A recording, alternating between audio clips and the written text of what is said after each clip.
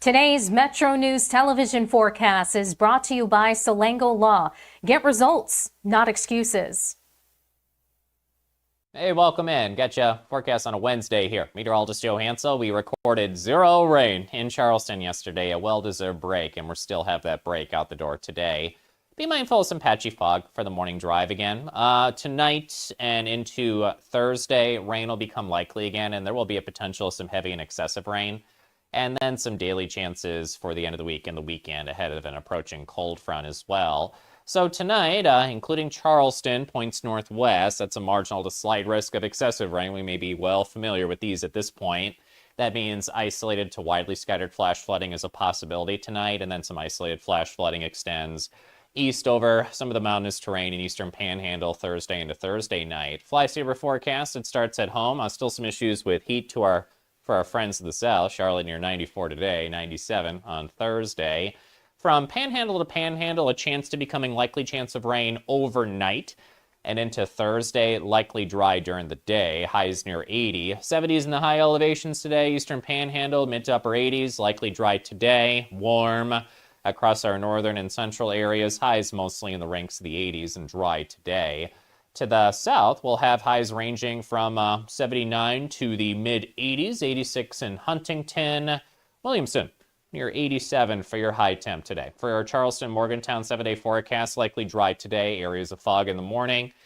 Likely chance of rain tonight into Thursday. There will be that risk of some locally heavy or excessive rain, so I'll watch for that flooding and flash flooding potential. Friday and Saturday, some chances of afternoon showers and storms with an approaching cold front sometime around early Saturday. Looks to be the best timing.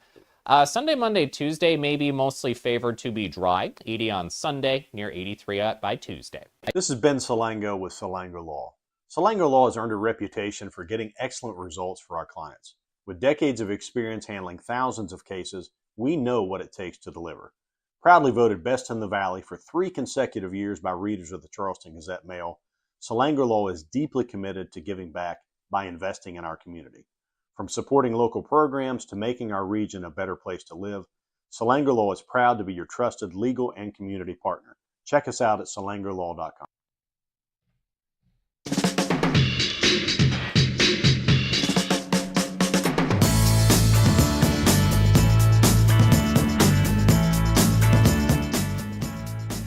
Coming up this morning, Metro News Talkline, remembering a legend. Did Pennsylvania fumble and create an opportunity in the backyard brawl?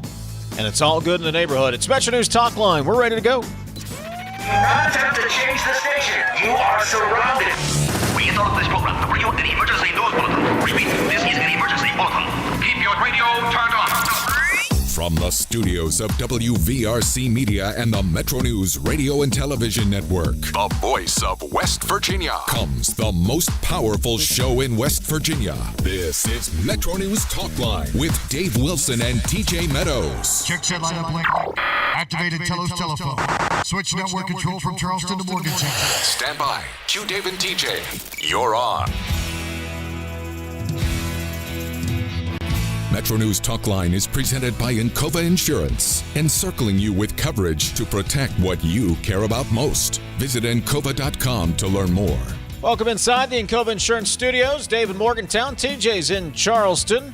Ethan Collins, our audio producer. Jake Link handles the video stream. Say good morning to all of our great radio affiliates in and around the state of West Virginia. We appreciate you letting us be part of your day. Also, if you're watching in on the Metro News TV app, Facebook Live, and YouTube, we appreciate that as well. Don't forget, download the app to your smart TV mobile device and get access to all of the great Metro News TV programming. Coming up a little bit later this morning, Aubrey Sparks is going to join us, legal director for ACLU West Virginia. We'll talk about the intent to file a lawsuit over the school aid formula. She will join us in the second hour. So will Scott MacFarlane. Usually joins us on Mondays, but he got an exclusive with Pennsylvania Governor Josh Shapiro, who's pumping the brakes, to use an overused cliche, on, wait for it, data centers. We'll talk to Scott about that executive order in the second hour as well. Jim Justice addresses the Greenbrier and the sale or the financing deal with Kennedy Lewis. We'll play some sound to get the senator's comments on that. Plus, Your calls, texts, and tweets as well. 800-765-TALK. That's the phone number, 800-765-8255. Text the show, 304-TALK, 304. Say good morning, TJ Meadows in the Charleston and Cove Insurance Studios. Morning, sir. Morning. I didn't hear Governor Shapiro pump the brakes on everything that comes from data centers. He just doesn't want data centers in his neck of the woods. He's okay with AI and all of the other services that data centers provide. I think maybe Scott can shed some light, but that would seem to be a bit hypocritical to me. Yeah, Scott was hanging out in Harrisburg yesterday. He'll join us coming up in the second hour. But first, we begin this morning remembering a legend, and legend may not be a strong enough word to describe the life and career of Willie Akers, the WVU Sports Hall of Famer, legendary Logan Boys basketball coach who had an impact on that community that was almost indescribable. Willie passed away, and his impact not only on high school athletics, on the Logan community, on the WVU sports community, it is hard to measure. And if you had a Mount Rushmore, not just of basketball, but of WVU or West Virginia sports figures, Willie Akers is certainly up there on that list. Joining us this morning to talk more about the man and the legend is the current Logan Boys basketball coach, Mark Hatcher. Coach, good morning. Thanks for joining us. Our condolences there to the entire Logan community today. Thank you. I appreciate that. We lost just a great man. I mean, when you were a young boy growing up, as soon as you sort of knew what life was, I guess, you wanted to be a part of Logan Boys basketball and play for Willie Akers. I mean, that's just what we all, every boy around here, and some boys from other neighborhoods, they all wanted to come and play for Coach Akers, and not just for his basketball knowledge and things like that, but just to be underneath that program that he built from, that's what he did, guys, is he came to Logan and he built a program from the little kids all the way up to the 12th graders. I mean, and then, he also recognized you after you played, you were always welcome to come back, and you were a part of the Logan Wildcat family. And just like all you guys, we feel like we're a part of the WVU and the West Virginia family. He incorporated that into high school basketball and was just a huge part of our town, Mark, some coaches are celebrated because they win so much, but other coaches are celebrated for that, but they're also loved. It seems like Akers was celebrated and loved. Takes a special person. How did he do it? Because he wasn't just about coaching. I mean, he turned that switch on and off pretty easily and just became a community leader. I mean, he was a leader at the church. He was a leader at the county commission. He was a county commissioner for a long time. He was assistant superintendent. He was sort of always involved in just everything, the growth of Logan at that time. And, Coach Akers, if you didn't play ball, it didn't matter. He still knew, he knew about everybody in this town. He waved at everybody, talked to everybody, had a great memory of just of people. And, and he would always, even if it was like we were just talking to Fred Persinger, even if it was a great, big, huge basketball game, maybe the state championship or whatever, he would walk over and just start talking to people like no pressure at all, like this is not a big moment. I'm just going to start talking to everybody up in the stand.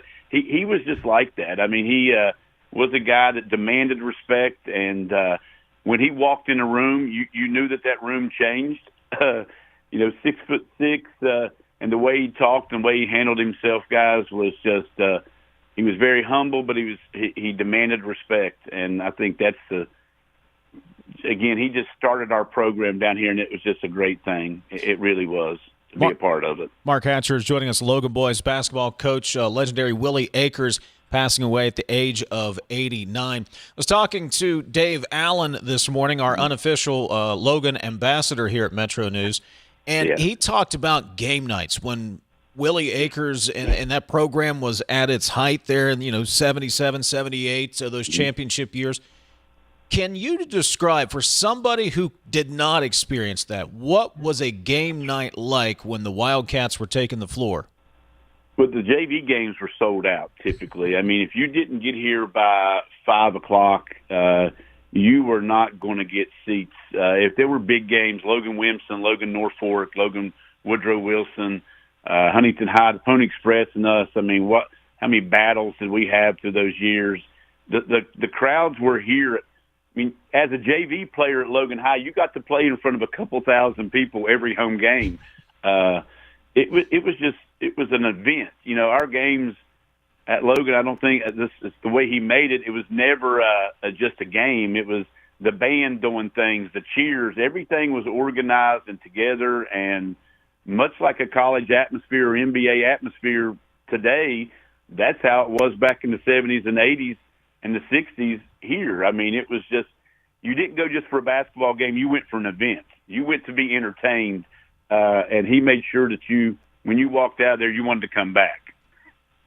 Mark, I was doing some reading this morning, and I read that Willie first met Jerry West 1955 was the year, and they met at Mountaineer Boys State. That was a friendship, I think, that defined both of them. Maybe tell us some thoughts or stories Willie shared with you about his friend Jerry. Listen, I did an interview. We've got an interview. It's about 3 hours long. Me and a local guy did one just to save some of these memories. We did this a few years ago, and the relationship that those guys had, and Coach Akers, you know, he even made the comment that Jerry was his soulmate. You know, that they couldn't have got through things together. They couldn't have got through things if they weren't doing it together back in those days. You know, it's pretty popular that Jerry went through had a tough childhood, and Coach Akers and him, I think they developed that relationship. The way they met was like, hey, he's the big dog basketball player, you're the big dog basketball player at Boise State. That's sort of how they met, you know, like the two giants meeting up with each other, and they developed that relationship that led all the way through WVU, all the way through, you know, Coach Akers had multiple opportunities, guys, to leave here, to leave Logan. Jerry had told me that and told us that he offered many times to get Coach Akers to go do things, and Coach Akers wanted to be a part of Logan because of what he had built here and just the way he felt about our town and about West Virginia. But their relationship, guys, until, you know, they just had a special bond that lasted through everything. You know, we all have friends that we grow up with and things, but those guys, they stayed close until the day that Jerry West passed away. And then, you know, Coach Akers would talk about him just last Friday. Coach Akers brought up his name, and we were talking about him on Friday. So that relationship endured the all those years, and they loved each other. You know, they were just best friends.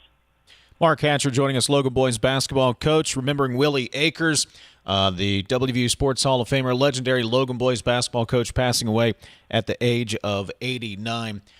Mark, Willie was part of that golden era of WVU basketball team, obviously played with Jerry West, co-captain, the state championships at Logan, 402 wins in his career. But from your conversations with him, what was he most proud of? His family. He's most proud of his family. You know, what he built here in Logan with his family, his sons, his grandsons, his daughter-in-laws. He was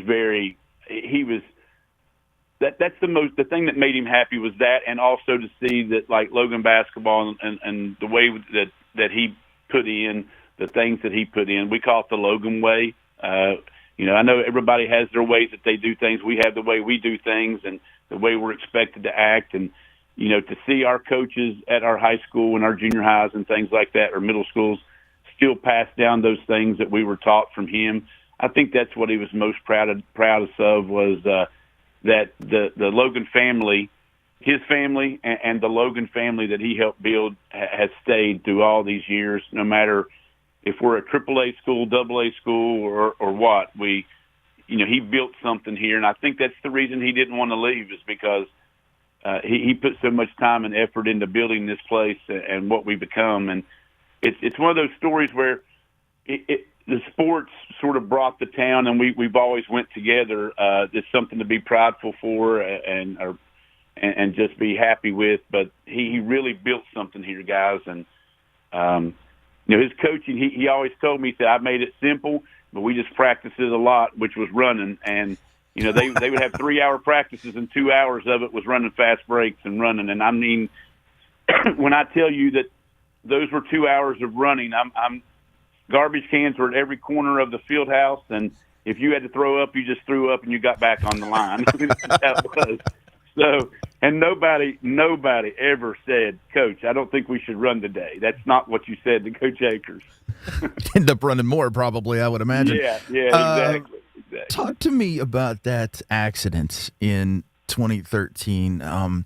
Terrible accident that Willie had at the Civic Center. No doubt changed his life physically.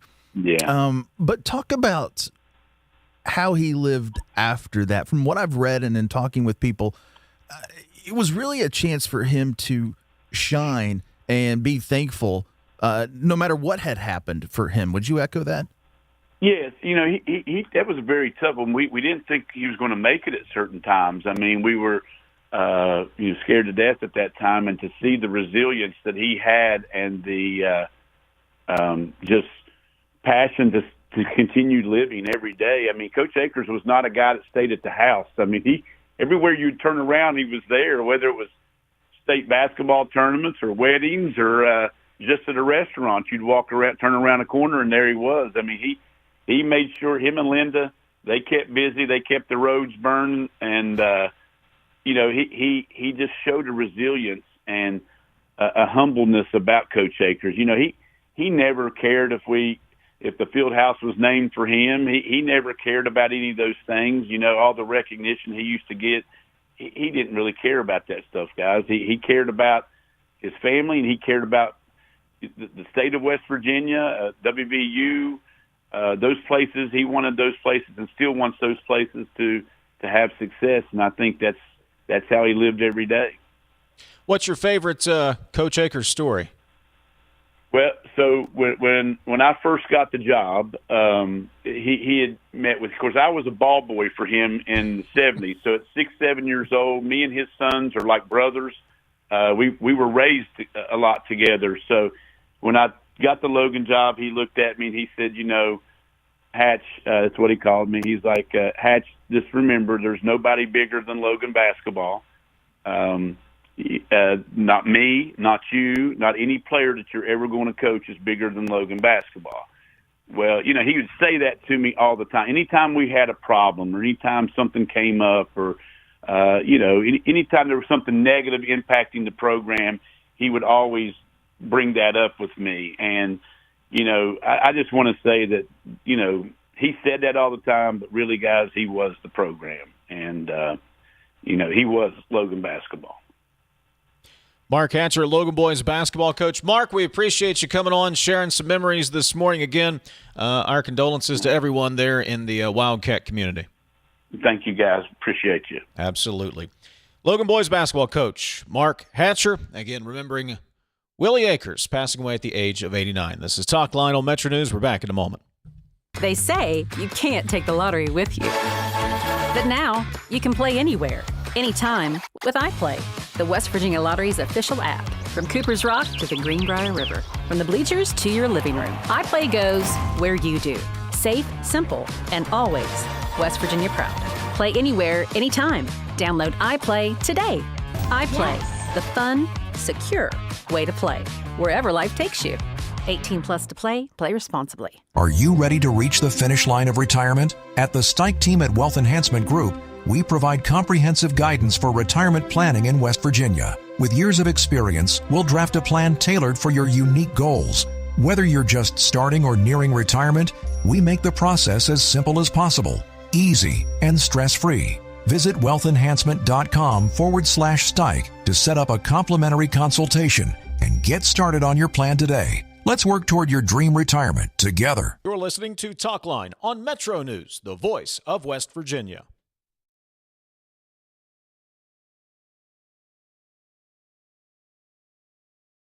Football season begins right here on Metro News Television. Join us Thursday, August 27th for the 2026 WVSSAC kickoff game.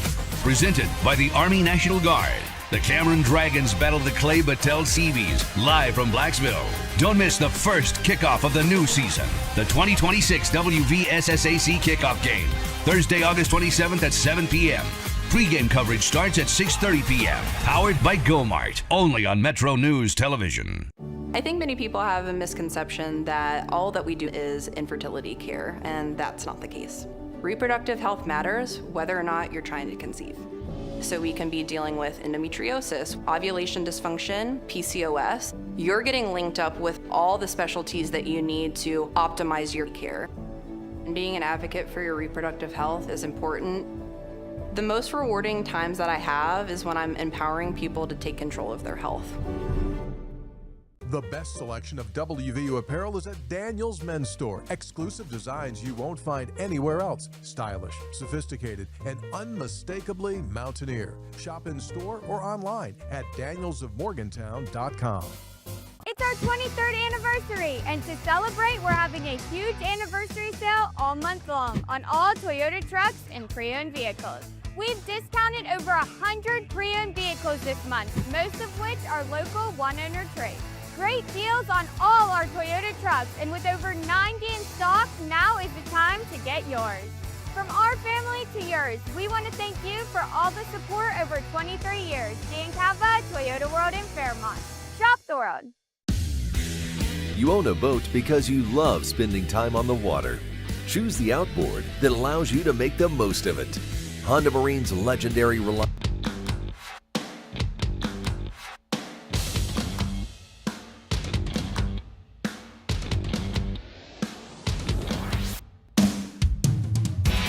MetroNews Talkline is presented by Encova Insurance, encircling you with coverage to protect what you care about most. Visit Encova.com to learn more.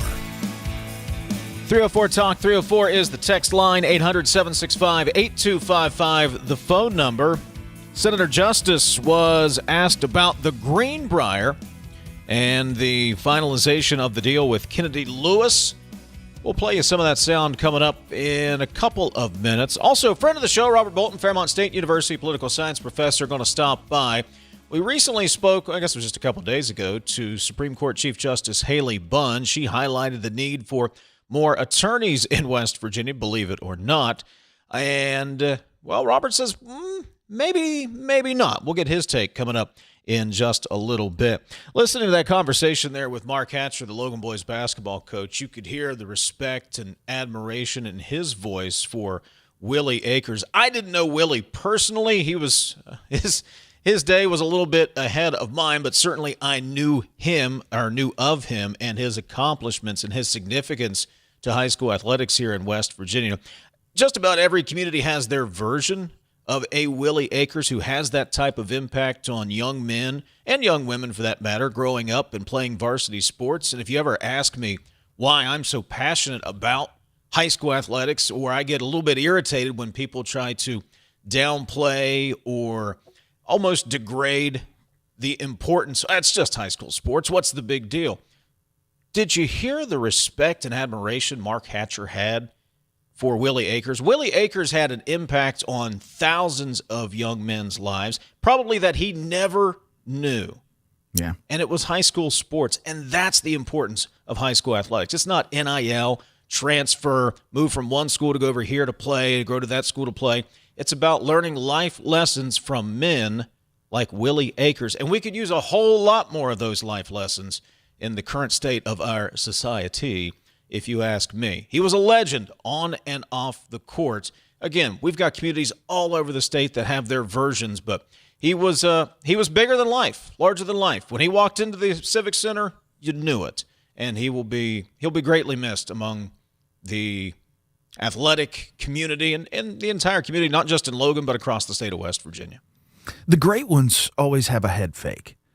And Akers was a great one. And his head fake was he wasn't building a basketball program at Logan. You hit it. He was building young men and teaching them how to be young men and then how to give back to their community. And you heard that in Hatcher's comments. I also thought it was very telling of Akers when he talked about Jerry West trying to lure him away from Logan. Imagine the perception and also the sense of contentment that you would have to have to not want to go out to L.A. and do something with Jerry West and understand exactly what you're doing in your community and value that more than going to the big game, right?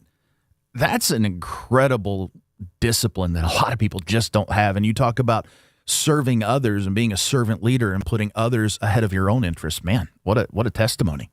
He was already in the real L.A. anyway, right? Yeah, the Logan area. Absolutely. We've got a story posted up over at the website, wvmetronews.com. Again, you think basketball in West Virginia, and I have no idea what they were, no pun intended, what was in the water down in Mullins, West Virginia back in the day. But think about the basketball talent that came out of Mullins. Just Mullins by itself. Willie Akers that's where he grew up. The D'Antonis coming out of Mullins. The basketball talent coming out of these small coal towns in West Virginia during that era, it's unbelievable if you stop and think about what these guys accomplished in their careers. Genetic luck, I think, met up with a small town and not much else to do but put a ball in the hoop, and it worked out well for everybody. 304-TALK, 304 is the text line, 800-765-8255, the phone number. Senator Justice addressing the Greenbrier for the first time since the deal with Kennedy Lewis. Bringing some of that sound coming up. Robert Bolton a little bit later on this hour. 800-765-TALK and 304-TALK 304. Phone number and the text line. This is Talkline on Metro News, the voice of West Virginia. It is 10:30. Time to get a news update. Let's check in on the Metro News Radio Network. Find out what's happening all across the great state of West Virginia. Today's Metro News television forecast is brought to you by Solango Law. Get results, not excuses. Hey, welcome in. Got you forecast on a Wednesday here. Meteorologist Joe Hansel. We recorded 0 rain in Charleston yesterday, a well-deserved break, and we'll still have that break out the door today. Be mindful of some patchy fog for the morning drive again. Tonight and into Thursday, rain will become likely again, and there will be a potential of some heavy and excessive rain. And then some daily chances for the end of the week and the weekend ahead of an approaching cold front as well.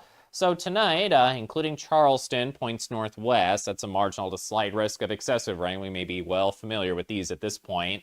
That means isolated to widely scattered flash flooding is a possibility tonight, and then some isolated flash flooding extends east over some of the mountainous terrain in eastern Panhandle Thursday into Thursday night. Fly-saver forecast, it starts at home. Still some issues with heat for our friends to the south. Charlotte near 94 today, 97 on Thursday. From Panhandle to Panhandle, a chance to becoming likely chance of rain overnight. And into Thursday, likely dry during the day. Highs near 80. 70s in the high elevations today. Eastern Panhandle, mid to upper 80s. Likely dry today. Warm across our northern and central areas. Highs mostly in the ranks of the 80s and dry today. To the south, we'll have highs ranging from 79 to the mid-80s, 86 in Huntington. Williamson, near 87 for your high temp today. For our Charleston, Morgantown 7-day forecast, likely dry today, areas of fog in the morning. Likely chance of rain tonight into Thursday. There will be that risk of some locally heavy or excessive rain, so I'll watch for that flooding and flash flooding potential. Friday and Saturday, some chances of afternoon showers and storms with an approaching cold front sometime around early Saturday. Looks to be the best timing. Sunday, Monday, Tuesday may be mostly favored to be dry. 80 on Sunday, near 83 by Tuesday. This is Ben Solango with Solango Law. Solango Law has earned a reputation for getting excellent results for our clients. With decades of experience handling thousands of cases, we know what it takes to deliver. Proudly voted Best in the Valley for 3 consecutive years by readers of the Charleston Gazette-Mail, Solango Law is deeply committed to giving back by investing in our community. From supporting local programs to making our region a better place to live, Solango Law is proud to be your trusted legal and community partner. Check us out at solangolaw.com. Hey, I take offense of that. Why would you do that? Because on midday, the last segment, the first thing I hear when those mics go on is you just coughing, and I'm just like, this guy. You don't appreciate me giving that show a little ratings boost at the end, a little boom boom? You coughing directly onto these microphones? No, I don't want it. I don't know where this came from. Everybody. I'm in another room, guys. Hey, I don't know. everybody. Hey, Coop, I'm just watching this. Hotline on Metro News Television.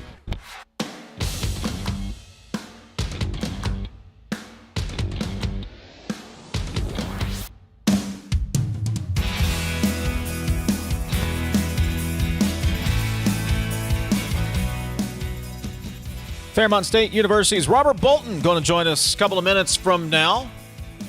Is West Virginia short on attorneys, or is there another factor? We'll get into that discussion. Aubrey Sparks, ACLU West Virginia Legal Director, will join us at 11:06. Update from the U.S. Attorney's Office in the Southern District of West Virginia. United States Attorney Moore Capito announcing that a federal grand jury has indicted former Fayette County Delegate David Elliott Pritt, of course, Elliott Pritt, on 3 felony counts of alleging sexual exploitation of a child, coercion, and enticement of a child, and tampering with a witness, victim, or informant. That indictment being handed up from a federal grand jury. Of course, you know the accusations from there, but that is the latest update in that case moving forward. Yesterday, Senator Jim Justice was asked about the Greenbrier Hotel, the deal with Kennedy Lewis Investment Management, and the actual state of the resort. Senator Justice said that the Greenbrier's demise has been greatly exaggerated. He thinks that much of that could be put to rest following the $500 million deal. People hear of all the noise, and people think, well, gosh, the Greenbrier's running down, or whatever it may be, you know. And so all of a sudden all these people come. I wish to goodness you could talk to them, because they would have all said 100%, gosh, what we found is so much better than anything we could have probably read in the newspaper or watched on TV. Senator Justice says it took a lot of work to get the deal done for the 710-room Greenbrier Resort. That obviously features the golf courses and casinos, but he's happy the deal's in place. I think it's fantastic. That's all there is to it. Now, it took a lot of work, and to be perfectly honest, we got several cannonballs right to the stomach.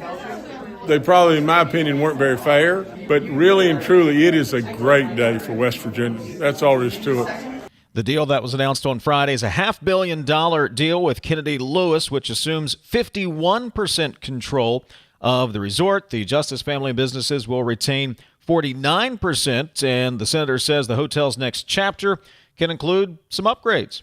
We'll be able to have gotten rid of all the bad stuff, and then behind all that, there's dollars there to do additional CapEx stuff, and absolutely their goal, my goal, is to try to grow the employment of the Greenbrier from 2,000 to maybe 3,000. And Justice thinks this partnership is going to pay off.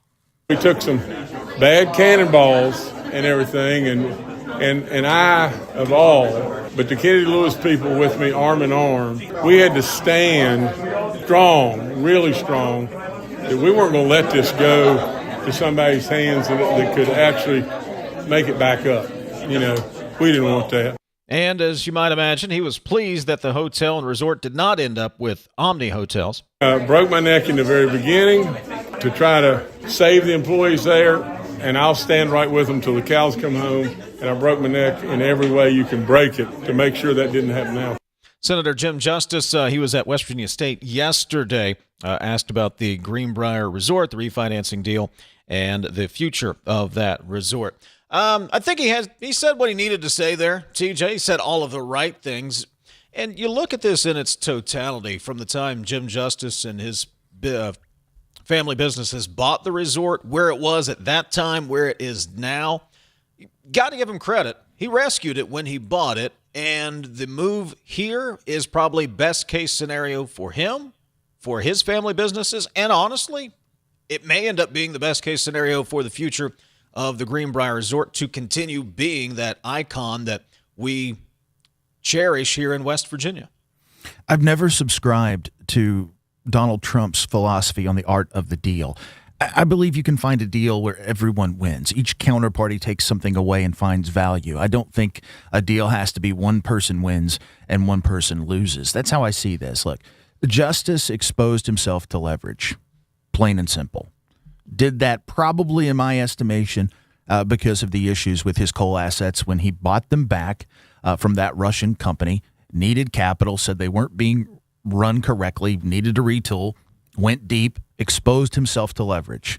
Not something I would have done, but I'm very risk averse. And once you've done that, it's easier sometimes, I think, to keep going and come out the other side than to reverse course. And I think that's really what this deal illustrates. You get somebody like Kennedy Lewis that comes in, relieves his debt for an equity stake in the Greenbrier, and if the joint venture can't pay Kennedy Lewis back, they end up with the Greenbrier. I mean, that's my basic understanding of the deal. He still has 49% equity in the property, got the valuation that he wanted that Omni wasn't willing to give him. In other words, he thought the Greenbrier was worth a lot more than what Omni thought it was worth, and we move on. And still may have other issues that he needs to clean up. Not a saint, but at the same time, when you're asset rich, it may not be liquid, but you can borrow against it. And he can still do that if he wants to. He can start over. It's a clean slate, I think, in many regards for Jim Justice, also politically. And the way he sold that story versus the way I think other political opponents will sell it, I got to go with him because nothing sticks to the guy, and he's proven that time and again, and West Virginians like him. They relate to him. He has a way of turning on that folksy charm, and folks see him as a regular guy trying to beat the man, not the man. He's not the man. He's trying to beat the man, and it works for him, so we'll see. Yeah, the next question becomes, at least from where we sit here today, and we talked a little bit about this earlier this week with Brad McElhenney, is what is the political future? The rumor mill, I mean, look, it's the worst-kept rumor in West Virginia right now that Jim Justice would like to come back, would like to run for governor again, likes that style versus the style in Washington, which is not an uncommon thing for people who get to Washington from that position. Does he do that? Does this now free him up to have more considerations, I guess, for his future? Does he want to come back here in 28? Does he want to continue to serve in Washington? That, to me, is the next part of this story because, like you said, the deal's done. We now move on from that to, well, what does his political future hold? I mean, he may not know yet at this point. He may not know. I've talked to some folks in Washington, and they say if he is going to do it, that it may be that he announces after the election because there's pressure from leadership and John Thune in particular not to do it right now. Wait until after the midterm elections if you're going to make an announcement you want to be governor again. Here's the thing. You got to do it before the next session. You got to do it before January 1 because from that point onward, it's a 2-year race, and you, if it is Justice, is a shadow governor for Patrick Morrisey, looking at everything he does and offering a counter-narrative to it, some kind of counter-opinion. Well, Pat did this, I would have done that. And we're seeing a bit of that today. Right now as we speak, the governor is in Beckley, I believe, and I'm looking at him on social media. The caption, Dave, on his Facebook page reads, Governor Patrick Morrisey announces an additional $145 million in state funding for water and wastewater infrastructure over the coming year. Now, we don't have the details here, and we'll have to see how all that comes together. They haven't issued an official press release yet, but the governor is talking about that right now. So you've got water and sewer, the fundamentals, versus the rocket ride. Do we go back to the rocket ride where we're out hunting, we're trying to get business here, we're trying to grow the economy, diversify it, and we're buying jobs, and we're trying to get West Virginians to go to work? I think that's one of the juxtapositions you're going to see if it is Justice running against Morrisey. And, look, not for nothing, I've noticed the last couple of days, the senator's social media traffic is really picking up. Take that for what you will, but he's definitely out there more than he has been. 304 Talk 304, that is the text line, 800-765-8255. The phone number. Speaking of economic development, the backyard brawl. Did Pennsylvania fumble and then crack the door open in the backyard brawl, if we're going to use the football analogy? We'll get into that coming up second hour. Scott MacFarlane is going to join us. He spoke to Pennsylvania Governor Josh Shapiro yesterday following an executive order restricting data center development. That's coming up second hour. But first, we'll talk to our buddy Robert Bolton, Fairmont State University. Are we really short on attorneys in West Virginia, or do we have another issue that needs to be addressed? We'll get his take on that. Your thoughts always welcome, 800-765-TALK, 304-TALK, 304. This is Talkline from the Encova Insurance Studios. It's the WVRC Media Cares for Kids Radiothon this Thursday and Friday, raising money to support the incredible care provided by WVU Medicine Golisano Children's. From life-saving treatments to the little comforts that help make a child's stay a little easier. Your donation helps keep those programs going. Now, you can text the word WVU Kids to 34984 for a link to donate via credit or debit, PayPal, Apple Pay, or Venmo. It's the WVRC Media Cares for Kids Radiothon supporting WVU Medicine Golisano Children's this Thursday and Friday. They say you can't take the lottery with you. But now you can play anywhere, anytime with iPlay, the West Virginia Lottery's official app. From Cooper's Rock to the Greenbrier River, from the bleachers to your living room, iPlay goes where you do. Safe, simple, and always West Virginia proud. Play anywhere, anytime. Download iPlay today. iPlay, the fun, secure way to play, wherever life takes you. 18 plus to play. Play responsibly. You're listening to Talkline on Metro News, the voice of West Virginia. It's our 23rd anniversary, and to celebrate, we're having a huge anniversary sale all month long on all Toyota trucks and pre-owned vehicles. Thank you for 23 years, Dan Cava, Toyota World in Fairmont. Shop the world. In 1914, the same year the first commercial flight soared and the Panama Canal opened, Greer Industries was born. Herbert and Agnes Greer began in Morgantown, West Virginia, striking the first pick into the limestone formation that would become the backbone of one of the state's great industrial legacies. From the roads we drive on, the buildings we build, and the communities we serve, Greer Industries has been delivering quality for decades. At Greer Industries, we've been improving lives for more than a century. You own a boat because you love spending time on the water. Choose the outboard that allows you to make the most of it. Honda Marine's legendary reliability, ease of maintenance, and powerful performance keep you going strong. And they're all backed by the peace of mind protection of the industry's best limited warranty. Visit your Honda Marine dealer today and find out why it's more than an engine. It's your time on the water.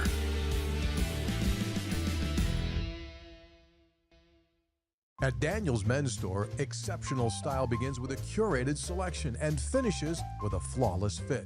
When it's time to buy a suit, Daniel's is here to make sure yours is one of a kind. Discover tailored suits you'll only find in store at Daniel's. A lot of patients come here without much hope, and I think we can give them hope. We offer a full spectrum of interventions suitable for every kind of person that walks through our door. We do absolutely everything we can to help you achieve your family building goals. Download Metro News Television on your iPhone or Android. Search Metro News Television in your app store. Create an account today to get alerts and watch all live and archived content. Download now.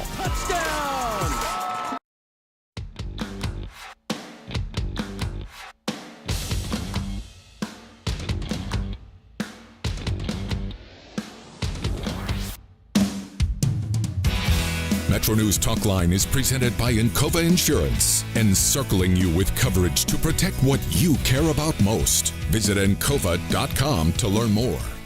304 Talk 304, that is the text line, 800-765-8255.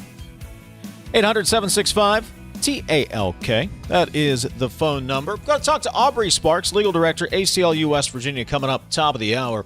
We got into this subject yesterday. The ACLU has filed intent to file a lawsuit over the school aid formula, alleging that the inequities that the RECT decision was out to solve back in 1982 have actually grown, targeting or specifically pointing out the inequities in Lincoln County compared to some of the other counties with educational opportunities in West Virginia. We'll get into the argument and what the goal is when she joins us coming up at the top of the hour. Get to your thoughts as well. 304 Talk 304 800-765-8255. That is the phone number. Earlier this week, or maybe it was last week, they all run together for me. Chief Justice Haley Bunn joined us on Talkline to discuss how many counties in West Virginia are struggling to find enough lawyers for court-appointed work. Supreme Court of Appeals in West Virginia released a report recently from its Commission on the Future of the Practice of Law. That commission's report found the number of attorneys in the state is declining, but legal demands are rising. Number of attorneys in West Virginia has dropped 9.2% over the last 12 years, while the state's population's dipped 4.3%. According to the report, child abuse and neglect cases increased over that time by a third, while we're seeing the number of lawyers decrease. Chief Justice Bunn came on the show, talked about the issue, Do we not have enough attorneys, or are there other factors at play? Well, a man who has been through law school, he's a political science professor, he's a friend of the program. Fairmont State University's Robert Bolton joins us on MetroNews Talkline for more today. Robert, good morning. Good to talk to you again. Good morning, Dave. Good morning, TJ. Always glad to be on. So the numbers are what the numbers are, Robert. There are more cases than court-appointed attorneys available. Is it a number of attorneys problem, or are there other factors that need to be considered? I think it is in part a number of attorneys problem, but quite frankly, I think it boils down to a much simpler issue. I read the entire report from the commission in the past 2 days. And although they did discuss this, it was only about 2 pages of the overall report. What I think is the fundamental problem for many attorneys incentivizing their appearances as court-appointed legal counsel is money. That's ultimately the issue that I think is the cause for the reason that there's such a drought in this state in many courtrooms for attorneys willing to take on court-appointed work. Robert, I asked Justice Bunn about that, and she very tactfully, very correctly pointed the issue to the legislature. So is the legislature to blame here that they haven't upped that pay rate and scale and code? I fully understand where Chief Justice Bunn is coming from, her perspective on that, and I do think that there is some truth to that. But one thing that I would say is there are just shy of 4,500 attorneys currently practicing in the state of West Virginia.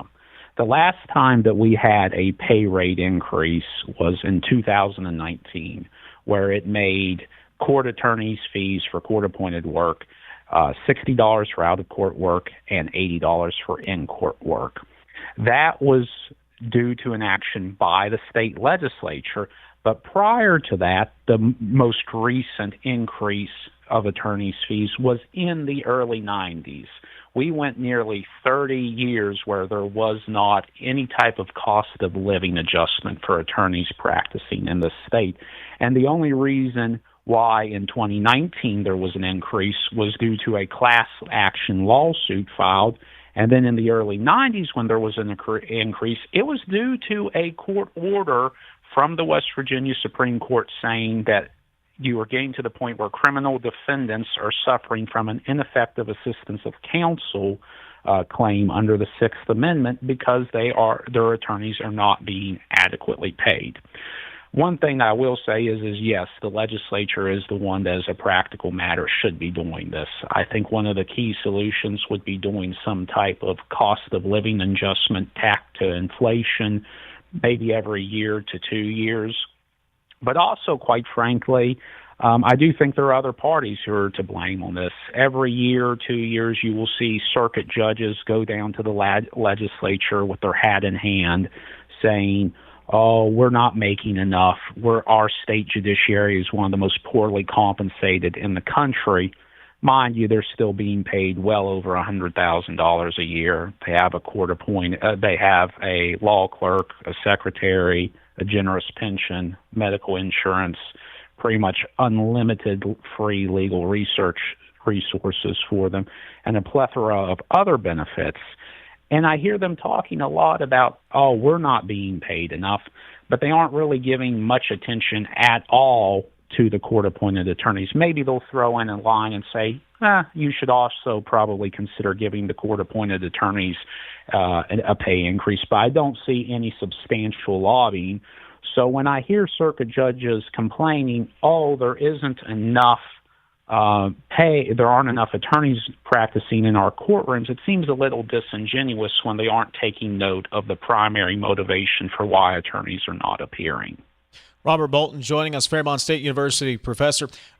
Robert, you're not going to, if you're an attorney, your practice isn't going to be strictly court-appointed work. So generally speaking, how much work is court-appointed work versus private work or other cases where you are getting compensated much more at market value, if you will, for these attorneys?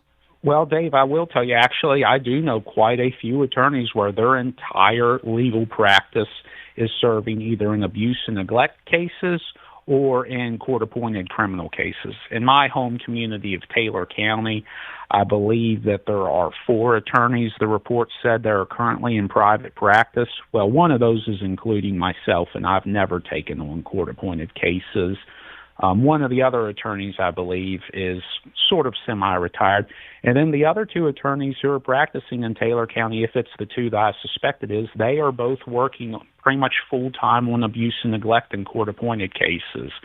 With that being said, you are correct, Dave. There are plenty of attorneys where that does not make up the entirety of their caseload. But it can vary wildly. There are some attorneys, such as myself, who don't ever take on court-appointed cases. We work solely in private practice or work for the government. And then there are some attorneys where it may be 50% of their practice. It really just varies from community to community and attorney to attorney because the attorneys have a lot of discretion on what type of cases they take on. So, Robert, let me ask you a question. I was looking at this map, and Berkeley County, 0.78 lawyers to every 1,000 residents. Berkeley County is one of the few counties in West Virginia actually growing. Do we have the same problem here with lawyers as we have with teachers? I mean, I'll go past the bar in Virginia, too, in Maryland, and go over there and do court-appointed work and just live in West Virginia. Is that happening? Oh, yes, absolutely. And the report did briefly touch on that.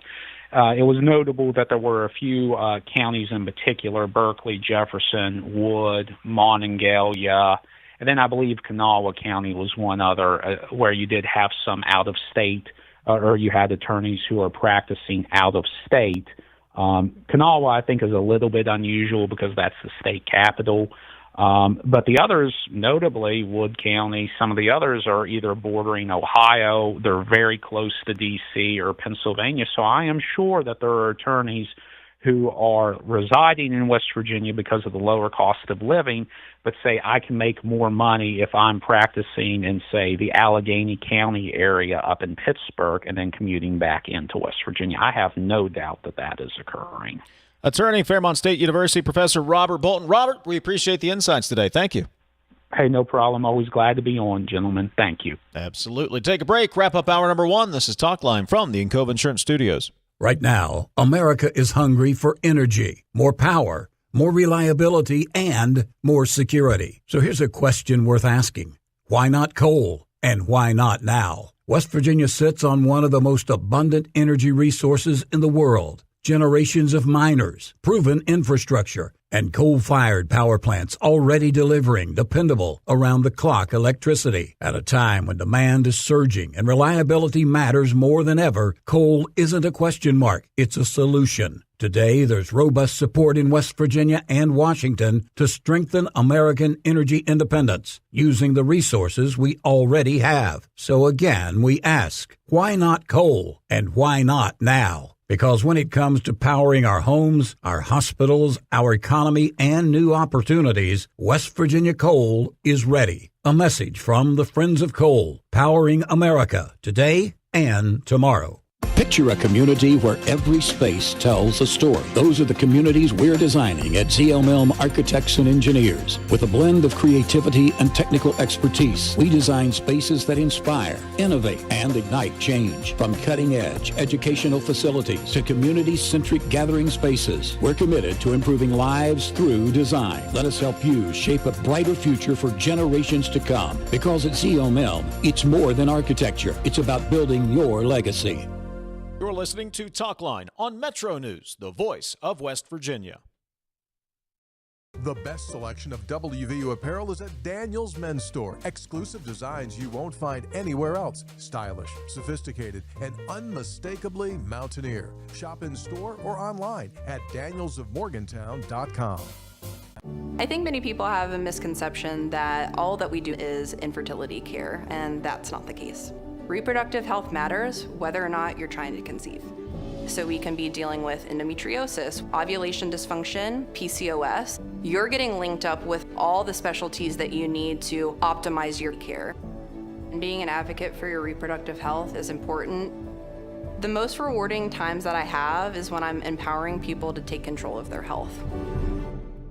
It's It's our 23rd anniversary, and to celebrate, we're having a huge anniversary sale all month long on all Toyota trucks and pre-owned vehicles. We've discounted over 100 pre-owned vehicles this month, most of which are local one-owner trades. Great deals on all our Toyota trucks, and with over 90 in stock, now is the time to get yours. From our family to yours, we want to thank you for all the support over 23 years. Dan Cava, Toyota World in Fairmont. Shop the world. You own a boat because you love spending time on the water. Choose the outboard that allows you to make the most of it. Honda Marine's legendary reliability, ease of maintenance, and powerful performance keep you going strong. We're Panhandle Cleaning and Restoration, and we're gonna save you. We've got it down to a science, an absolute state of art. We do it all, restoration, cleaning, and reconstruction. When disaster strikes, just pick up the phone.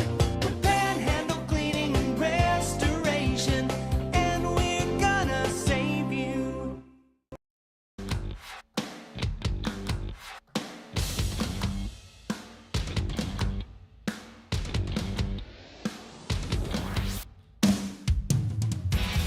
Celebrate the Mountain State with West Virginia Lottery's Mountain State Money Second Chance. Play Daily 3, Daily 4, or Cash 25 in store and online for your chance to win.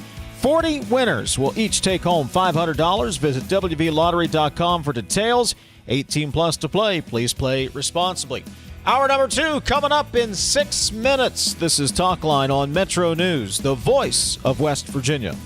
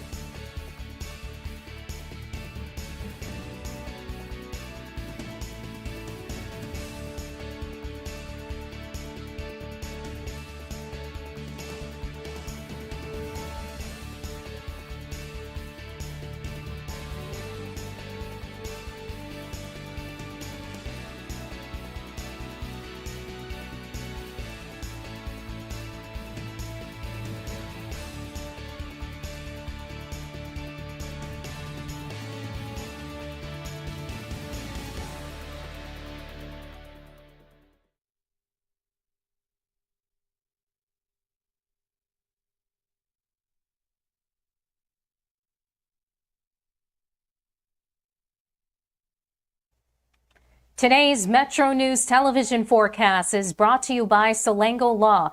Get results, not excuses. Hey, welcome in. Got you forecast on a Wednesday here. Meteorologist Joe Hansel. We recorded 0 rain in Charleston yesterday, a well-deserved break, and we'll still have that break out the door today. Be mindful of some patchy fog for the morning drive again. Tonight and into Thursday, rain will become likely again, and there will be a potential of some heavy and excessive rain. And then some daily chances for the end of the week and the weekend ahead of an approaching cold front as well. So tonight, including Charleston, points northwest. That's a marginal to slight risk of excessive rain. We may be well familiar with these at this point. That means isolated to widely scattered flash flooding is a possibility tonight, and then some isolated flash flooding extends east over some of the mountainous terrain in eastern panhandle Thursday into Thursday night. Fly saver forecast, it starts at home. Still some issues with heat for our friends to the south. Charlotte near 94 today, 97 on Thursday. From panhandle to panhandle, a chance to becoming likely chance of rain overnight. And into Thursday, likely dry during the day. Highs near 80. 70s in the high elevations today. Eastern panhandle, mid to upper 80s. Likely dry today. Warm across our northern and central areas. Highs mostly in the ranks of the 80s and dry today. To the south, we'll have highs ranging from 79 to the mid-80s, 86 in Huntington. Williamson, near 87 for your high temp today. For our Charleston, Morgantown 7-day forecast, likely dry today, areas of fog in the morning. Likely chance of rain tonight into Thursday. There will be that risk of some locally heavy or excessive rain, so I'll watch for that flooding and flash flooding potential. Friday and Saturday, some chances of afternoon showers and storms with an approaching cold front sometime around early Saturday. Looks to be the best timing. Sunday, Monday, Tuesday may be mostly favored to be dry. 80 on Sunday, near 83 by Tuesday. This is Ben Salango with Salango Law. Salango Law has earned a reputation for getting excellent results for our clients. With decades of experience handling thousands of cases, we know what it takes to deliver. Proudly voted best in the Valley for 3 consecutive years by readers of the Charleston Gazette-Mail, Salango Law is deeply committed to giving back by investing in our community. From supporting local programs to making our region a better place to live, Salango Law is proud to be your trusted legal and community partner. Check us out at salangolaw.com.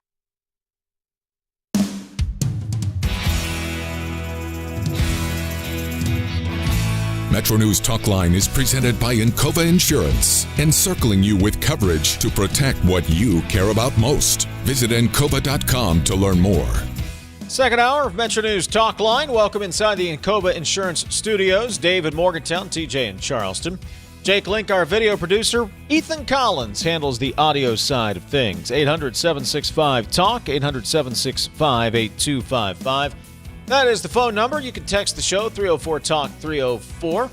Once again, say good morning to our great radio affiliates in and around the state of West Virginia. Or if you're watching in on the MetroNews TV app, Facebook Live, YouTube Live, we appreciate that as well. Don't forget, you can download the app to your smart TV or mobile device. That gets you access to all of the great Metro News TV programming, including the high school football kickoff and the SSAC Kickoff Classic coming up a week from tomorrow. Cameron and Clay Battelle, play-by-play coverage on the Metro News TV app.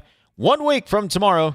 Again, download the app to your smart TV or mobile device. Say good morning again to TJ Meadows, who's in the Charleston Bureau. Good morning.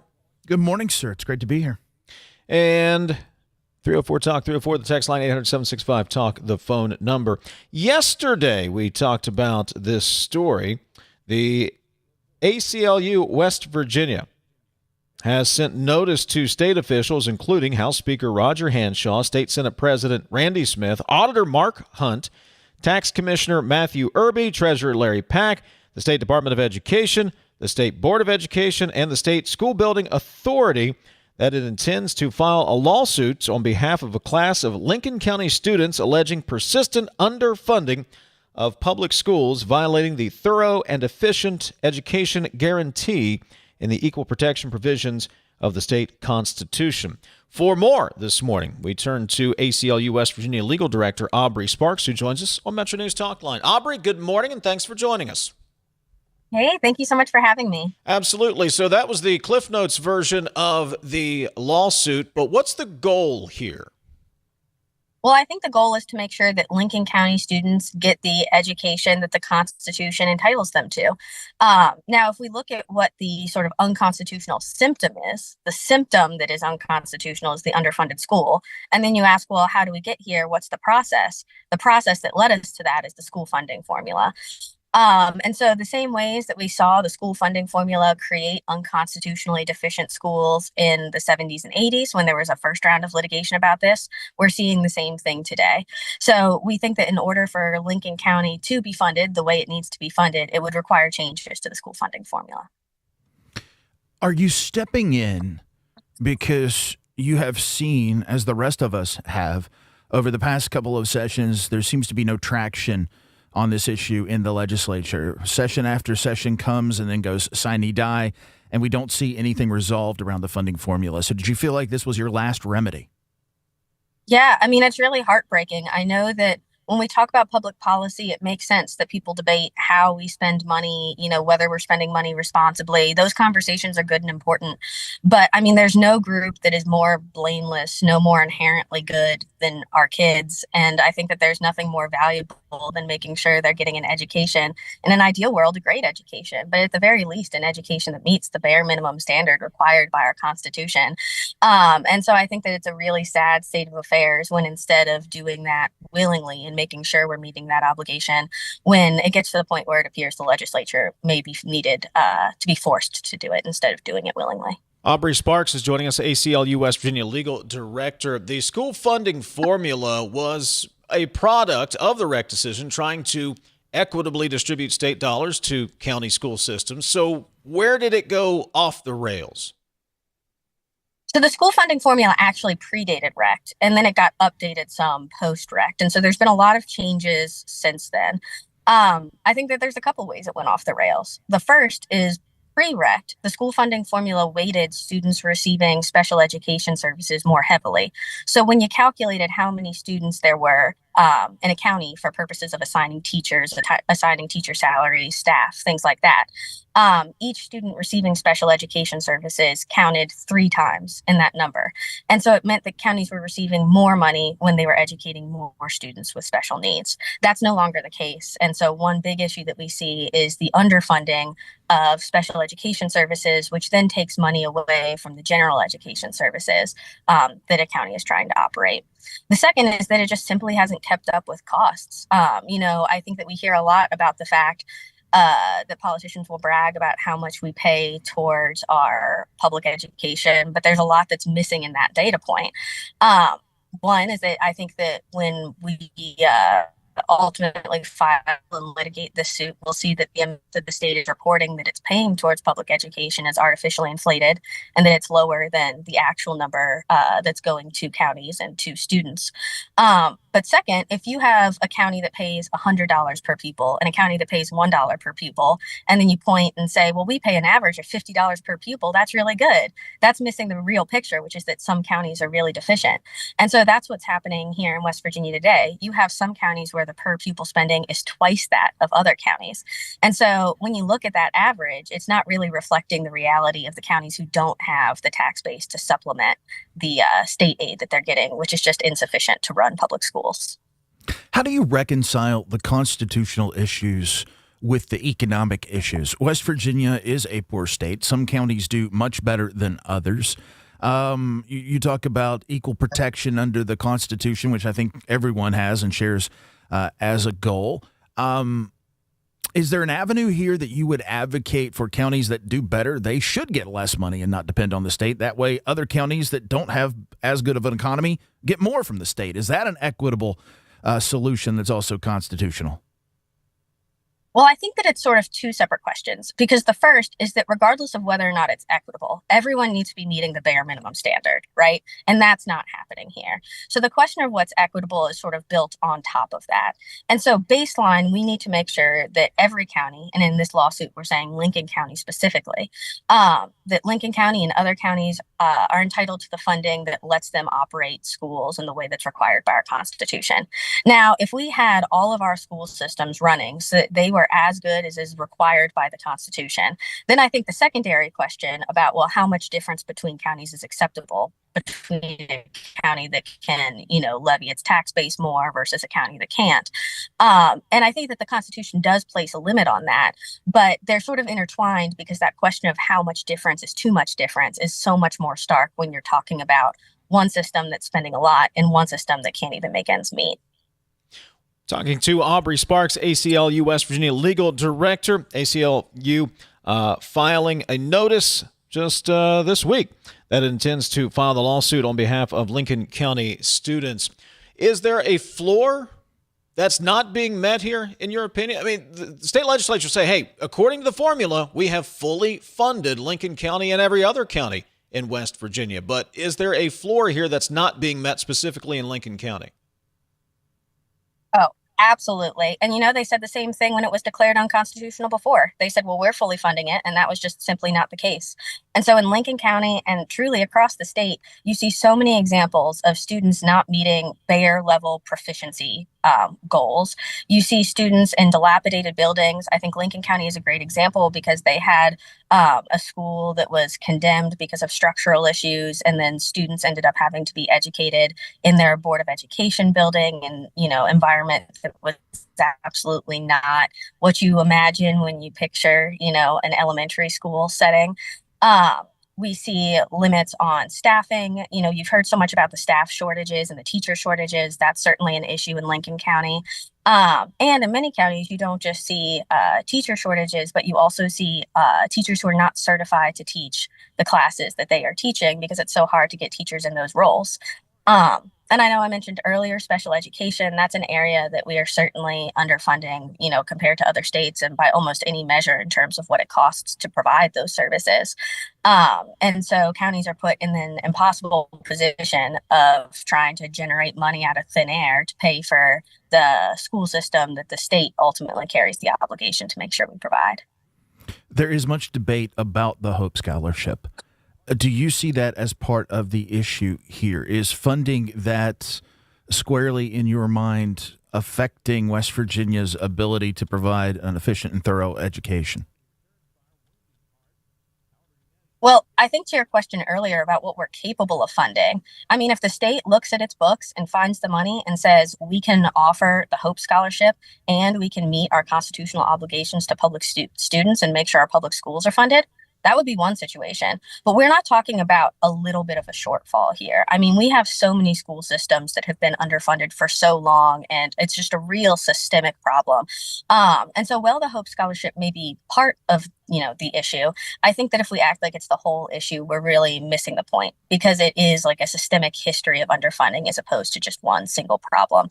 Now, I do think one thing that's worth mentioning is in the REC decision in the 80s and now today, part of the concern was the degree to which we had portions of the school funding formula that were just sort of blindly tied to student enrollment without an actual connection to the cost of educating students. And we still have that today. And one of the problems that presents is when you lose a significant number of students, you don't necessarily have costs that decrease at the same rate as the student population is decreasing. So, we have capped classroom sizes. So if you lose some students, you might not be able to consolidate the remaining ones into one classroom. You still have to have two classrooms. But if the loss of students means a loss of teachers, then that is going to put schools in a hard position. And so I do think that there is a lot of interaction between the impact that the Hope Scholarship has had on enrollment and the important role that enrollment plays in the school funding formula. What responsibility do the local boards of education have in this underfunding situation?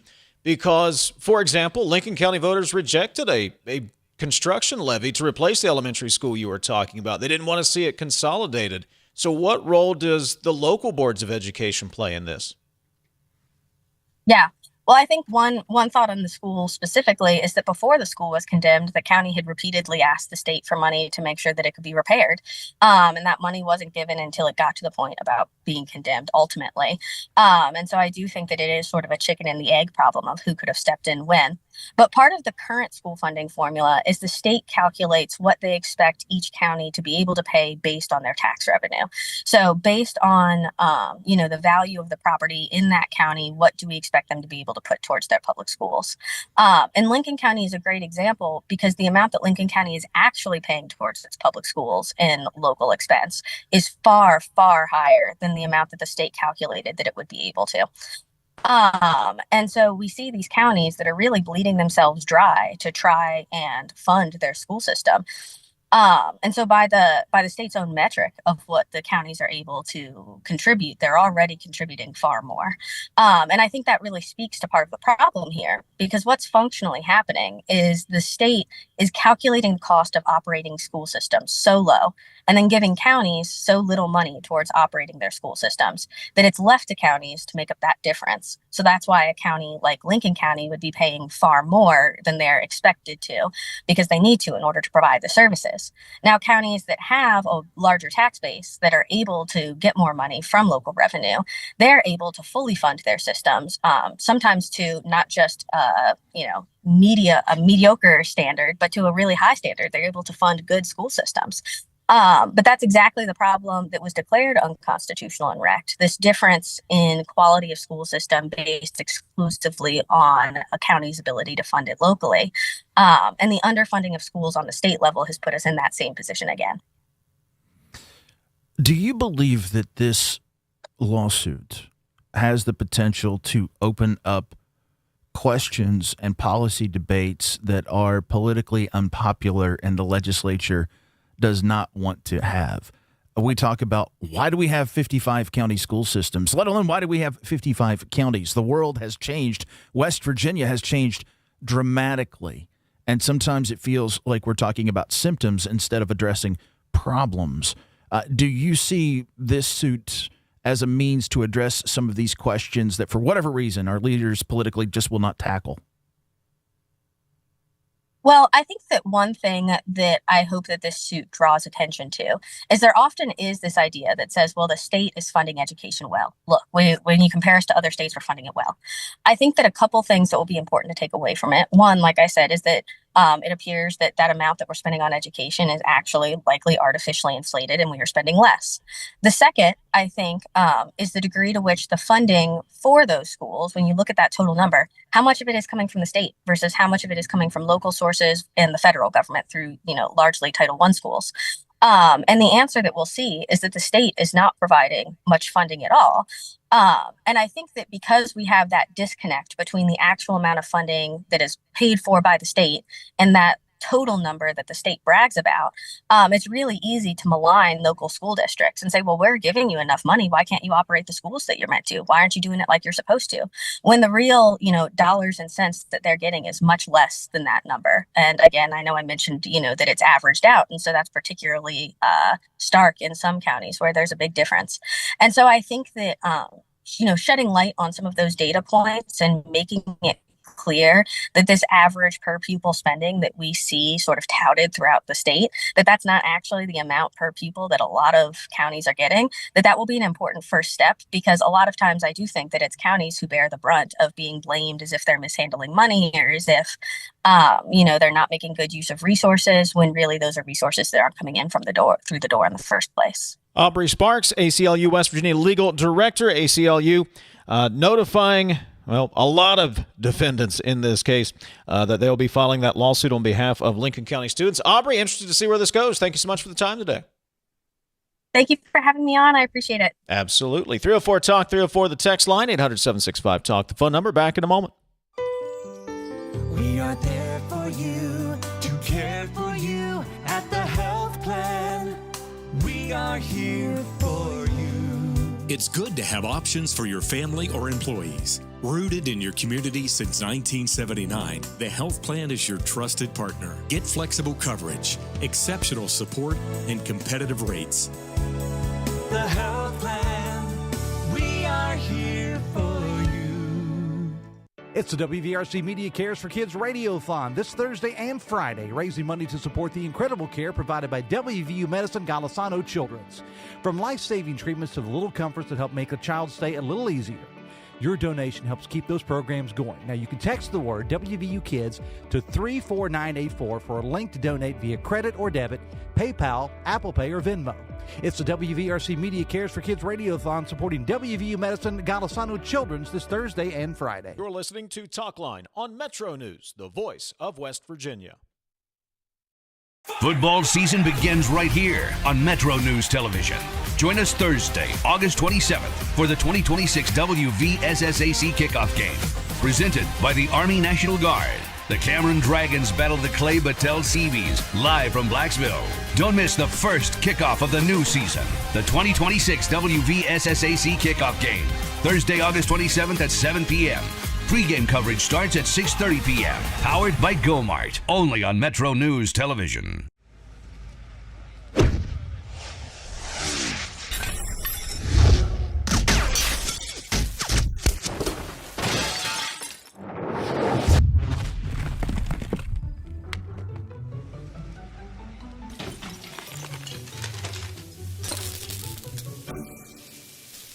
I'm Sean Kovich, Mountaineer Golf Coach. When disaster strikes your home, business, or golf game, call the restoration company the Mountaineers call. Panhandle Cleaning and Restoration.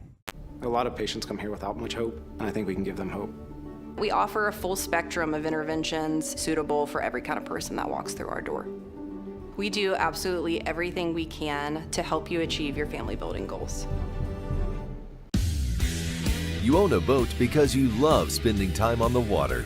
Choose the outboard that allows you to make the most of it. Honda Marine's legendary reliability, ease of maintenance, and powerful performance keep you going strong. It's our 23rd anniversary, and to celebrate, we're having a huge anniversary sale all month long on all Toyota trucks and pre-owned vehicles. Thank you for 23 years, Dan Cava, Toyota World in Fairmont. Shop the world. At Daniel's Men's Store, exceptional style begins with a curated selection and finishes with a flawless fit. When it's time to buy a suit, Daniel's is here to make sure yours is one of a kind. Discover tailored suits you'll only find in store at Daniel's.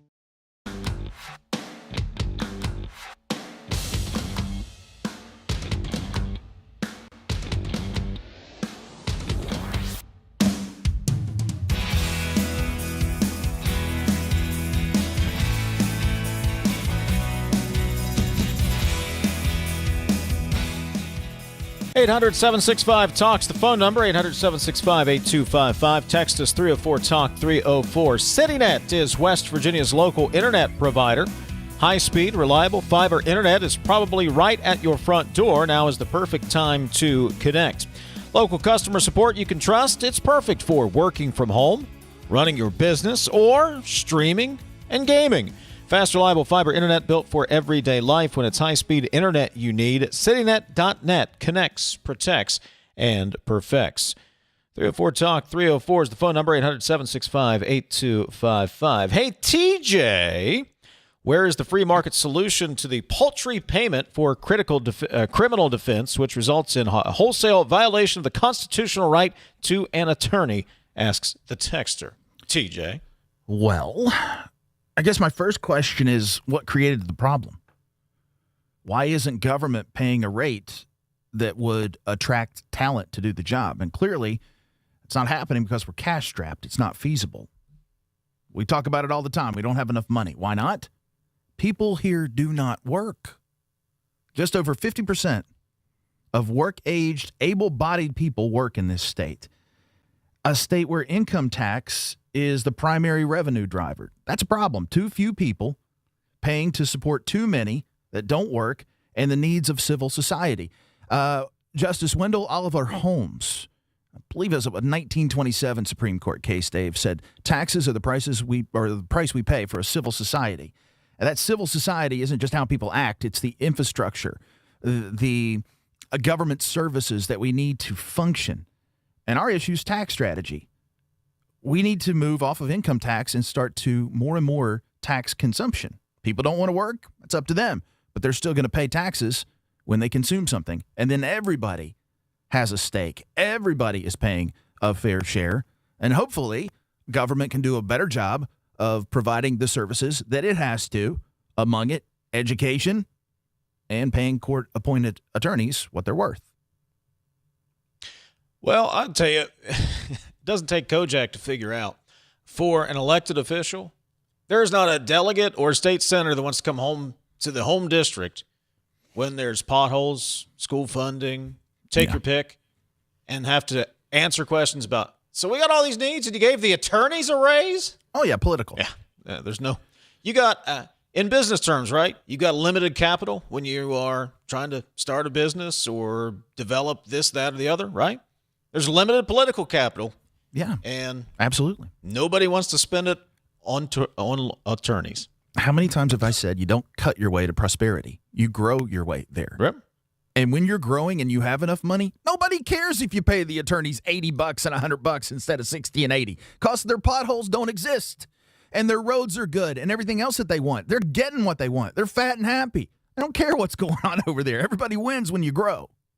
Speaking of growing, is there an opportunity to take advantage in the backyard brawl? Well, Pennsylvania Governor Josh Shapiro yesterday issued an executive order that restricts the development of data centers. And there are a whole lot of people looking at Pennsylvania for data center development. Scott MacFarlane had an opportunity to talk to the Pennsylvania governor, friend of the program, correspondent.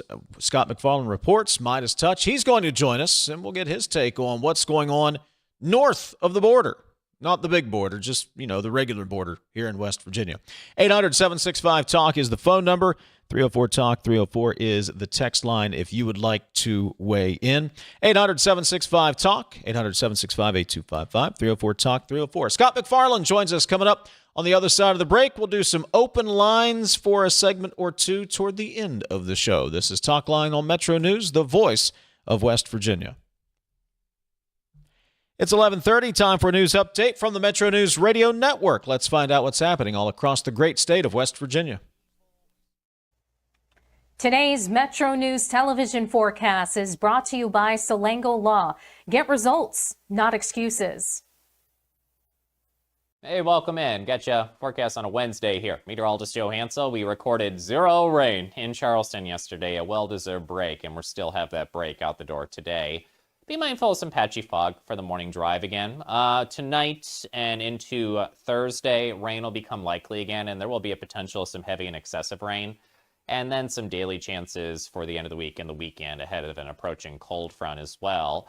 So tonight, including Charleston, points northwest. That's a marginal to slight risk of excessive rain. We may be well familiar with these at this point.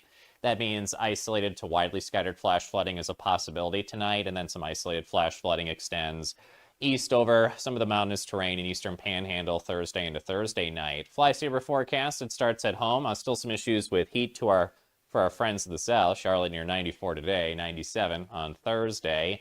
From Panhandle to Panhandle, a chance to becoming likely chance of rain overnight. And into Thursday, likely dry during the day. Highs near 80. 70s in the high elevations today. Eastern Panhandle, mid to upper 80s. Likely dry today. Warm across our northern and central areas. Highs mostly in the ranks of the 80s and dry today. To the south, we'll have highs ranging from 79 to the mid-80s. 86 in Huntington. Williamson, near 87 for your high temp today. For our Charleston, Morgantown 7-day forecast, likely dry today. Areas of fog in the morning. Likely chance of rain tonight into Thursday. There will be that risk of some locally heavy or excessive rain, so I'll watch for that flooding and flash flooding potential. Friday and Saturday, some chances of afternoon showers and storms with an approaching cold front sometime around early Saturday. Looks to be the best timing. Sunday, Monday, Tuesday may be mostly favored to be dry. 80 on Sunday, near 83 by Tuesday. This is Ben Salango with Salango Law. Salango Law has earned a reputation for getting excellent results for our clients. With decades of experience handling thousands of cases, we know what it takes to deliver. Proudly voted Best in the Valley for 3 consecutive years by readers of the Charleston Gazette-Mail, Salango Law is deeply committed to giving back by investing in our community. From supporting local programs to making our region a better place to live, Salango Law is proud to be your trusted legal and community partner. Check us out at salangolaw.com. Hey, I take offense of that. Why would you do that? Because on midday, the last segment, the first thing I hear when those mics go on is you just coughing, and I'm just like, This guy. You don't appreciate me giving that show a little ratings boost at the end, a little boom boom? You coughing directly onto these microphones? No, I don't want it. I don't know where this came from. everybody. I'm in another room, guys. I don't know. everybody. Hey, Coop, I'm what's just up? watching this. Hotline on Metro News Television.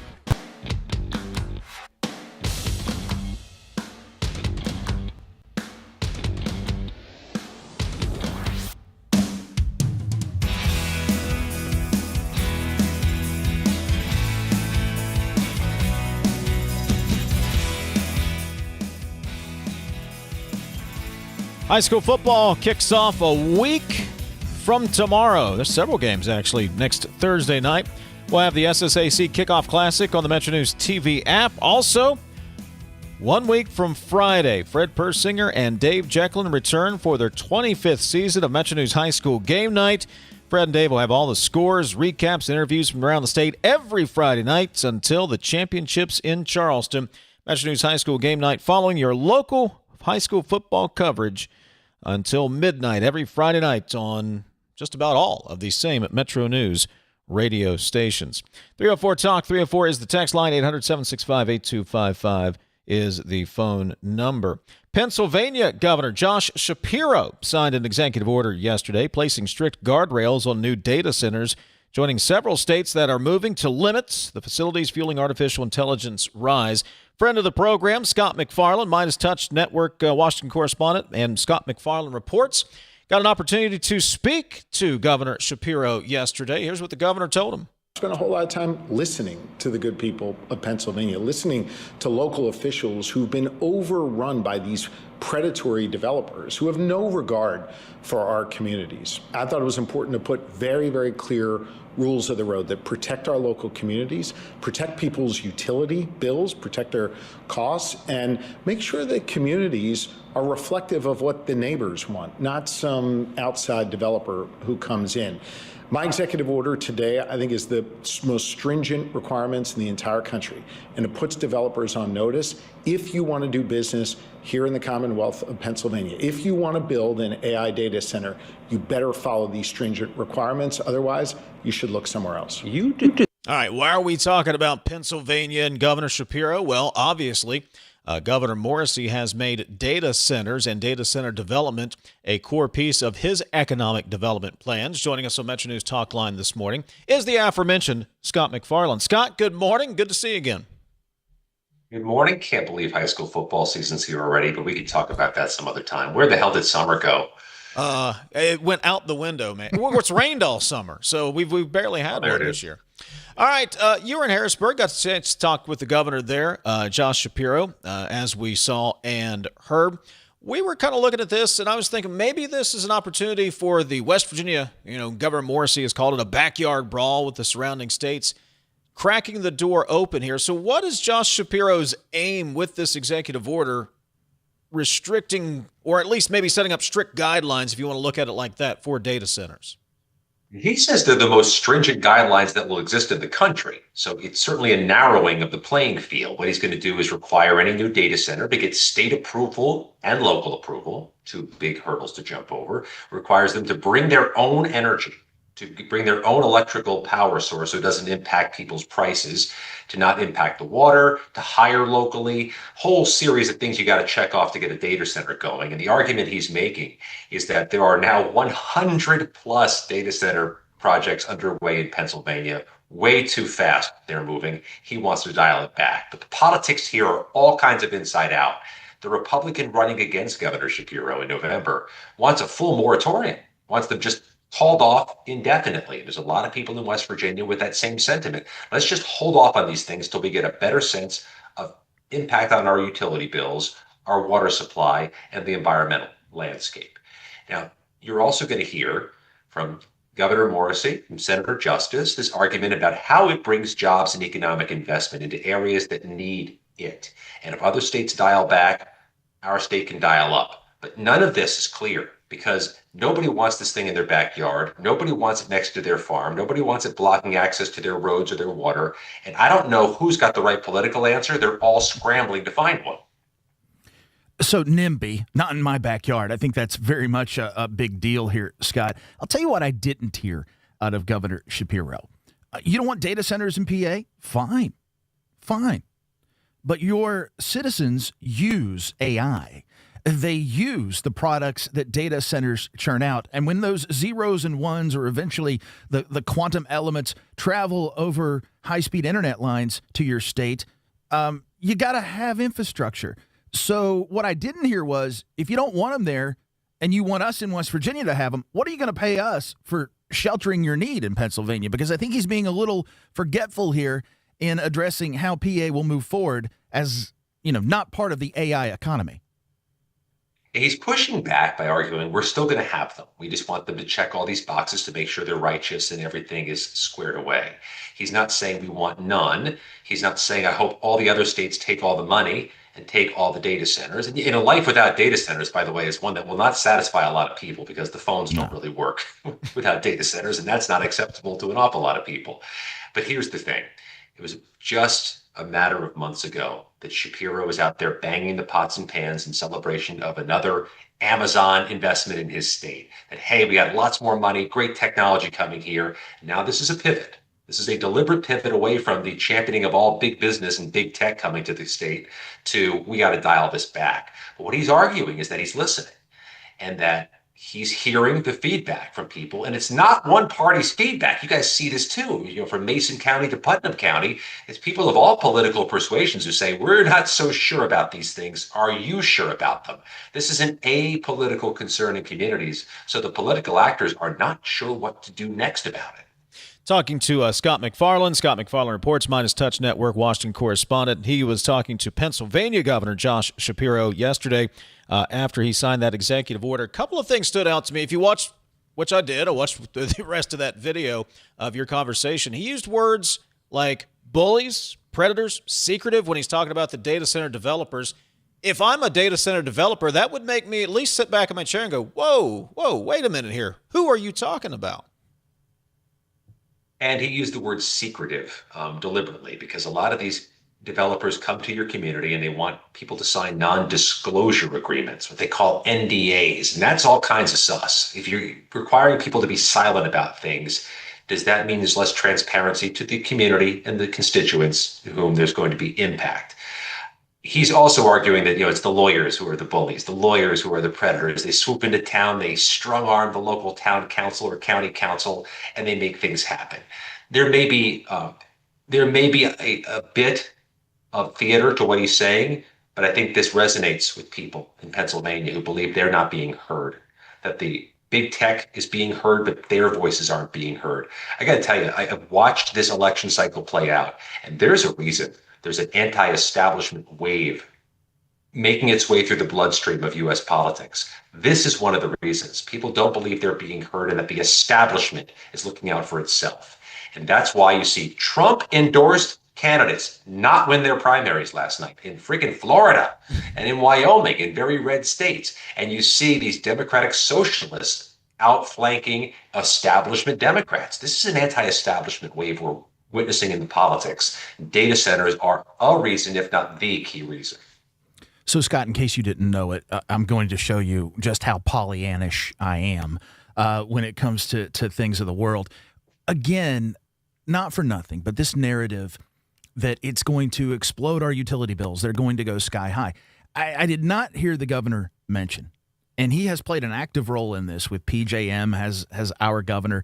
Just 2 weeks ago, PJM sent a new proposal to FERC to say, hey, data centers, you can't come on unless you bring your own power.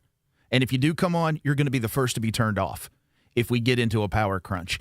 I heard nothing of that from the governor. And I think that's a bit disingenuous because people are truly concerned in the age of affordability that their bills are going to go up.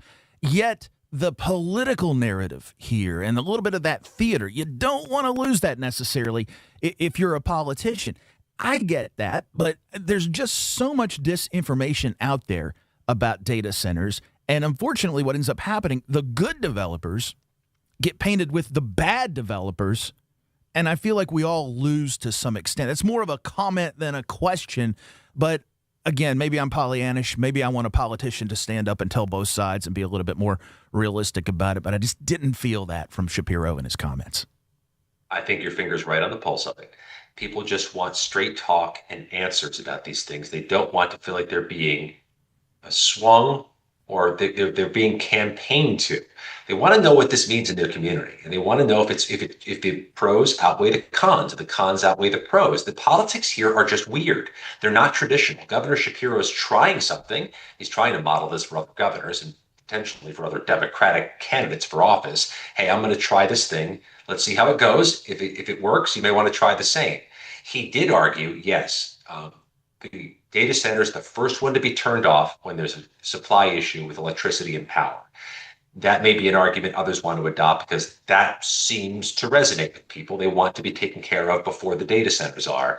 But he's also not calling for a moratorium. He doesn't want them to go away. A lot of leaders are calling for that because it may seem politically expedient, but he does not want to lose the services or the jobs in every place if there is local buy-in. And you can imagine when the governor or some other leader goes into McDowell County and says, hey, we want to put one here, it's going to bring jobs. Maybe that resonates with people, and they're not so concerned about an uptick in the electricity bill when there's jobs coming. These are all kinds of balancing acts, and nobody knows how to balance it yet. I think you hit the nail back on that. We're talking to Scott MacFarlane. People want to believe they're being heard. And one of the big things here in West Virginia, House Bill 2014 from a couple of years ago that has been drawing a lot of ire from local residents, took away some local control, and there's actually some debate on how much local control was actually there to begin with. But that feeling of not being heard, when people feel like they don't have a voice, Scott, they're going to react, and you can see that in the election cycle. And that could be I don't know how big of a factor it'll play here. You know, we kind of go through our primaries, and that's kind of what we do here, Scott. But you are hearing that out on the campaign trail of people talking about local control and listening to what is going on in these local communities. It's a lot of Republicans should be very grateful in West Virginia. They're not in cycle and up on the ballot in November. Many of them are. Many of them are not. There's an anti-establishment fervor that is washing away people who we thought had very, very safe seats in the primaries mostly. But watch this in November. Watch the anti-establishment wave take out people you didn't think were going to be washed away. We've seen it already in states like Connecticut, Colorado, Michigan. People lost who were longtime incumbents who didn't think their job was endangered because people don't believe they're being heard. It's not just data centers, but when you and I, when the three of us go to the grocery store and buy our favorite Apple Jacks for $6 a box, that is not sustainable. These costs are not working out for people. I cannot pay $5 for a loaf of bread and feel I'm being heard. And this wave is going to take people out that you don't recognize. Doesn't seem to be an issue in West Virginia, but the time is coming if these problems don't get fixed. The narrative around national security when it comes to data centers, this race with China, and look, I think there's plenty of evidence out there to suggest that we are indeed in that race. I believe it's important that we win it. However, that seems a secondary, even quite frankly, a tertiary notion that people just don't seem to want to put any value in. I think it's startling compared to the ages of the past, the Industrial Revolution, how this country came together with our manufacturing might in WW2 to put that toward a higher aim and a higher goal. That just doesn't seem to move people nowadays. Any ideas why? Trump's making that argument. Trump is saying, let's not brush these away. We need to compete with China. We need to advance. We need to be leaders on things. And that means some type of sacrifice in the landscape. That argument does not seem to have swayed people the way Trump typically does inside his own party. There are a lot of Republicans with an awful lot of concerns about data centers, but that really is the macro argument, that we can't just dial back and be overcautious and then lose a step in what is clearly the future of the economy.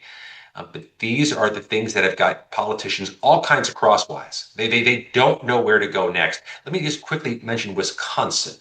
There's a Republican candidate for governor who says data centers, moratorium, no more. And the Democrats like, well, let's be thoughtful about it, but don't stop it. That is such a role reversal politically for the Democrat to take the side of big business and the Republicans to be this populist, voice of the citizenry. I don't know what happens next politically, but neither do they. That's why it's, I think, the issue of the 2026 elections. He's Scott MacFarlane, Midas Touch Network Washington correspondent. Of course, Scott MacFarlane reports. You can see his entire conversation with Josh Shapiro and his report from Pennsylvania over on his YouTube page. Scott, thank you very much. Appreciate it, buddy. And by the way, keep an eye on the Martinsburg high school football team out in my neck of the woods. State champs waiting to happen. You know where the defending state champs are, don't you, Scott? Morgantown. Yeah, buddy. Morgantown. The Mohegans. Yeah, we'll Just thought I'd point that out. All right. Thank you, Scott. Appreciate it. See you, Scott. Mohegans would have disowned me had I not pointed that out, TJ. You got to love. He knows his West Virginia. Yes, man. he does. He keeps up with us. He's right there. You know, a lot of people come on and act like they know us. Scott knows us. He keeps up, and I really enjoy having him on the program. Take a break. Back in a moment. This is Talkline from the Encova Insurance Studios. With over 150 years of combined experience, the advisors of the Stike team at Wealth Enhancement Group provide advice and wealth management strategies to individuals, families, small businesses, professional offices, and institutions. With the Stike team, you'll have access to an advising team with extensive resources, a client-first mindset, and a passion for helping transform the lives of those we serve. Visit wealthenhancement.com/Stike today and join the team that's dedicated to your success. We are there for you, to care for you at the health plan. We are here for you. It's good to have options for your family or employees. Rooted in your community since 1979, the health plan is your trusted partner. Get flexible coverage, exceptional support, and competitive rates. The health plan, we are here for you. You're listening to Talkline on Metro News, the voice of West Virginia. The best selection of WVU apparel is at Daniel's Men's Store. Exclusive designs you won't find anywhere else. Stylish, sophisticated, and unmistakably mountaineer. Shop in store or online at danielsofmorgantown.com. You own a boat because you love spending time on the water. Choose the outboard that allows you to make the most of it. Honda Marine's legendary reliability, ease of maintenance, and powerful performance keep you going strong. It's our 23rd anniversary, and to celebrate, we're having a huge anniversary sale all month long on all Toyota trucks and pre-owned vehicles. We've discounted over 100 pre-owned vehicles this month, most of which are local one-owner trades. Great deals on all our Toyota trucks, and with over 90 in stock, now is the time to get yours. From our family to yours, we want to thank you for all the support over 23 years. Dan Cava, Toyota World in Fairmont. Shop the world. Leading the efforts to build a stronger West Virginia, the High Technology Foundation has a proven plan to strengthen and diversify our state's economy. The I-79 Technology Park's high-capacity infrastructure continues to attract advanced federal operations that are driving economic growth. This keeps our young, educated residents in the state and brings West Virginians home. The High Technology Foundation, building a stronger West Virginia. Learn more today at wvhtf.org. I think many people have a misconception that all that we do is infertility care, and that's not the case. Reproductive health matters whether or not you're trying to conceive. So we can be dealing with endometriosis, ovulation dysfunction, PCOS. You're getting linked up with all the specialties that you need to optimize your care. And being an advocate for your reproductive health is important. The most rewarding times that I have is when I'm empowering people to take control of their health.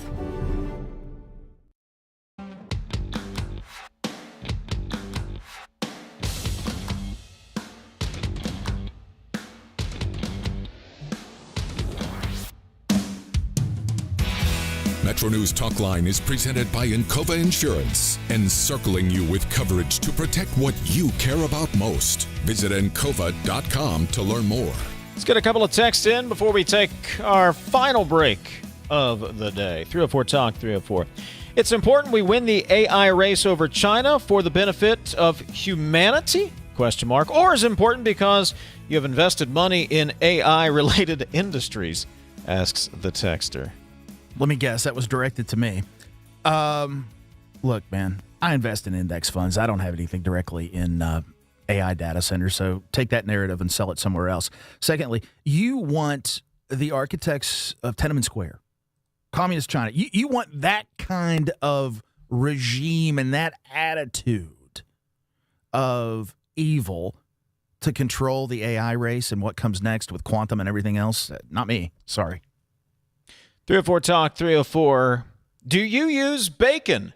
Then you have to have a pig farm in your neighborhood, TJ. And unless you agree to this, you get no benefits of bacon. See how stupid straw man arguments are? By the way, volunteer your property to a data center developer, TJ, says the texter. Yeah, nothing like apples and bowling balls. Bacon is hugely controversial last time I checked. So come on, guys. Come on. I mean, that's what we're doing. As far as my house, I mean, make me an offer, dude. Everything's for sale. 304 Talk 304. That's the text line. Back to wrap it up right after this. Feeling under the weather but don't want to leave home? With WVU Medicine Virtual Urgent Care, you can connect with a provider in minutes, right from your phone, tablet, or computer. From cold and flu symptoms to minor injuries and more. Expert care is just a click away. No waiting room, no commute. Available when you need it most, including evenings and weekends. Skip the trip and feel better faster. Visit wvumedicine.org/virtualuc. It's the WVRC Media Cares for Kids Radiothon this Thursday and Friday, raising money to support the incredible care provided by WVU Medicine Golisano Children's. From life-saving treatments to the little comforts that help make a child's stay a little easier. Your donation helps keep those programs going. Now, you can text the word WVU Kids to 34984 for a link to donate via credit or debit, PayPal, Apple Pay, or Venmo. It's the WVRC Media Cares for Kids Radiothon supporting WVU Medicine Golisano Children's this Thursday and Friday. You're listening to Talkline on Metro News, the voice of West Virginia. At Daniel's Men's Store, exceptional style begins with a curated selection and finishes with a flawless fit. When it's time to buy a suit, Daniel's is here to make sure yours is one of a kind. Discover tailored suits you'll only find in-store at Daniel's. In 1914, the same year the first commercial flight soared and the Panama Canal opened, Greer Industries was born. Herbert and Agnes Greer began in Morgantown, West Virginia, striking the first pick into the limestone formation that would become the backbone of one of the state's great industrial legacies. From the roads we drive on, the buildings we build, and the communities we serve, Greer Industries has been delivering quality for decades. At Greer Industries, we've been improving lives for more than a century. It's our 23rd anniversary, and to celebrate, we're having a huge anniversary sale all month long on all Toyota trucks and pre-owned vehicles. Thank you for 23 years, Dan Cava, Toyota World in Fairmont. Shop the world. A lot of patients come here without much hope, and I think we can give them hope. We offer a full spectrum of interventions suitable for every kind of person that walks through our door. We do absolutely everything we can to help you achieve your family building goals. You own a boat because you love spending time on the water. Choose the outboard that allows you to make the most of it. Honda Marine's legendary reliability, ease of maintenance, and powerful performance keep you going strong. And they're all backed by the peace of mind protection of the industry's best limited warranty. Visit your Honda Marine dealer today and find out why it's more than an engine. It's your time on the water.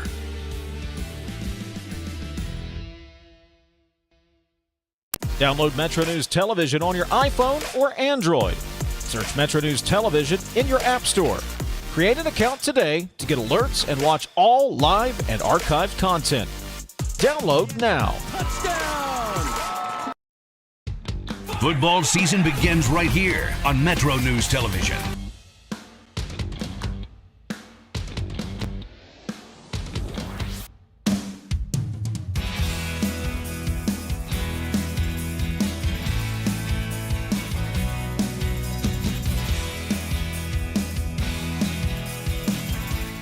.304 Talk 304. That is the text line 800-765-8255. The phone number celebrates the Mountain States and the West Virginia Lottery's Mountain State Money Second Chance. Play Daily 3, Daily 4, or Cash 25 in-store or online for your chance to win. 40 winners will each take home $500. Visit WVLottery.com for details.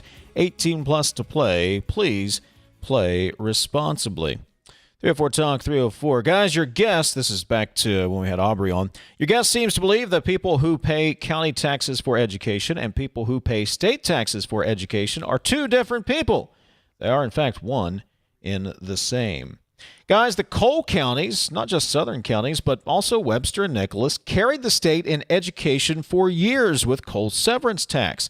It's time for the counties with better economic opportunity to provide for these coal counties where industry no longer exists, says the texter. This texter says, "Oh, you totally know I keep it real." Well done. 304 Talk, 304. Get ready, hunting and fishing enthusiasts. President Trump just snuffed out the ban on logging in our national forest lands. Good news is, though, you'll soon have logging roads to walk and plenty of offcuts and tops to climb and trip over when trying to fish and hunt our used to be pristine forest lands. Another gift from Trump, says Jim. Follow the news of the day over at the website, wvmetronews.com.